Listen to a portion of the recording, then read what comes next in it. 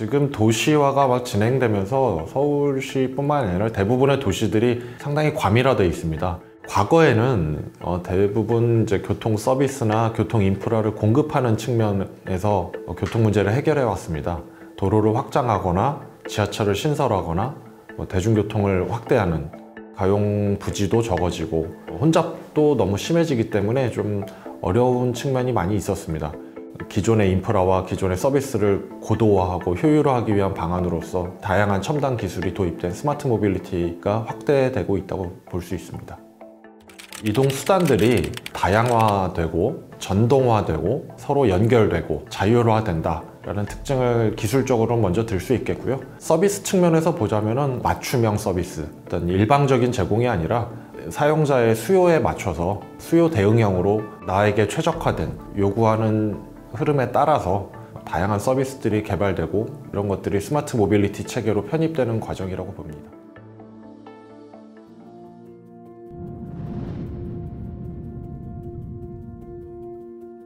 모빌리티 애저 서비스, 그러니까 모빌리티를 어떤 하나의 수단이나 어떤 하나의 인프라로 보는 것이 아니라 서비스로 보겠다. 출근하는 동안에 버스를 타고 지하철역까지 가서 지하철을 환승을 가고 내려서 다시 버스를 타고 직장까지 도착하는, 기존에는 각각 개별 수단 간의 환승을 통해서 통행사슬이 만들어졌다면 모빌리티 애저 서비스에서는 그 일련의 과정을 하나의 플랫폼 내에서 계획하고 예약하고 결제까지 이루어지는 다양한 수단을 하나의 통합된 서비스로 이용할 수 있도록 지원해주는 것이 마스라고 볼 수 있겠습니다.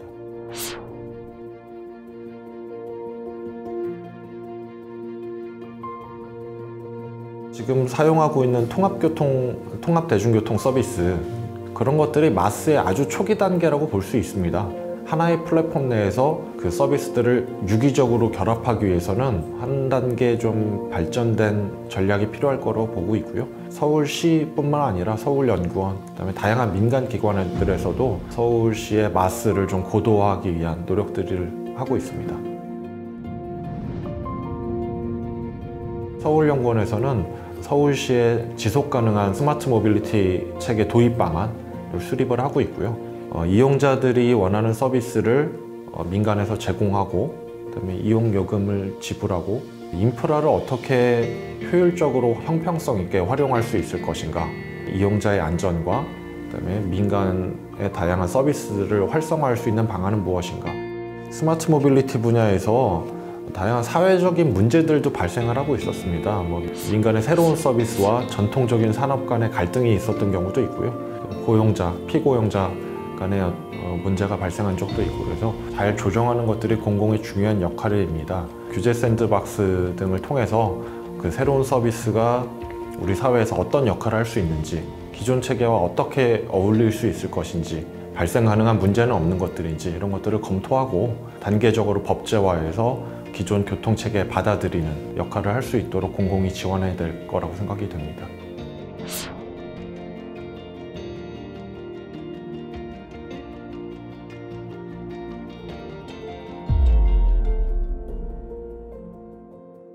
서울시에서 스마트 모빌리티가 조금 더 고도화된다면 사람들이 승용차를 꼭 소유하거나 보유하지 않더라도 다양한 모빌리티 서비스들을 통해서 이동할 수 있을 것이고요.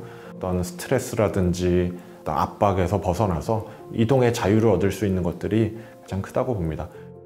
앞으로 서울시에서의 스마트 모빌리티라고 하자면 먼저 대중교통 체계의 변화를 볼 수 있고요. 도로 체계는 앞으로 어떻게 변할 것인지, 신호 같은 교통 운영 체계는 어떻게 변할 것인지, 도시 물류는 앞으로 어떻게 변할 것인지. 그래서 대중교통 같은 경우에는 기존의 고정된 노선과 고정된 시격을 가진 서비스라기보다는 좀 더 수요 대응형의 확장된 연계성을 갖는 대중교통 체계로 변할 것으로 보고 있고요. 도로 같은 경우에도 기존에는 자전거 전용 도로나 보행자 전용 도로 같은 개념들은 있었습니다만 보다 다양한 수단들을 수용할 수 있는 어떤 통행로, 마지막으로 도시 물류도 기존에는 민간 기업에서 대량 수송 기반의 어떤 이런 서비스들을 해왔는데요. 보다 생활 밀착형의 서비스로 이제 친환경적이고 무인화 기반의 서비스로 발전해 나갈 것으로 보고 있습니다. 주차 문제가 고질적으로 해결되지 않는 문제 중에 하나라고 볼 수 있겠습니다. 전체 주차면 중에 공공이 운영하는 주차장이 한 5% 정도밖에 안 됩니다. 민간의 부설 주차장을 활용해서 주차 문제를 해결할 수 있는 방안에 대해서도 다양한 검토를 하고 있습니다. 민간 플랫폼 회사들을 중심으로 많이 서비스가 되고 있습니다. 길 안내 내비게이션에 연계를 해서 가장 가까운 주차장까지 연결을 해주고 주차 정보를 공공에서 관리를 하고 주차 정보를 공유하기 위한 플랫폼 서비스를 또 구상을 하고 있습니다. 그다음에 인프라 측면에서는 단순히 주차장의 기능이 아니라 다양한 모빌리티 서비스의 허브 기능을 할 수 있도록 변화시키는 방안을 고려하고 있습니다. 자율주행 차량이 나오기 이전에라도 주차만 대행해 줄 수 있는 자율주차 기술이 도입이 되면서 사람이 직접 문을 열거나 내리거나 할 필요가 없기 때문에 기존의 주차장보다 훨씬 효율적으로, 압축적으로 활용할 수 있을 거라고 보이고요. 자율주행차가 도입이 되면 사람이 운전할 때보다 훨씬 차 간 간격을 가깝게 붙여서 운행할 수 있을 거라고 기대하고 있습니다. 그 도로 용량이 현재보다 한 12% 정도가 증가할 걸로 기대가 됩니다. 그렇게 되면 서울시 도로 중에 한 12제곱킬로미터 정도가 줄어들어도 되지 않을까. UAM이라고 어반 에어 모빌리티라고 부르는 것들이 있습니다. 흔히 드론 택시라고도 얘기를 하는데요. 향후에 10년 내로는 상용화된 서비스가 제공될 것으로 보입니다. 김포공항에서 서울의 잠실 약 한 20km 정도 될 텐데요. 10km를 이동하는데 불과 10분 이내가 소요될 것으로 보입니다.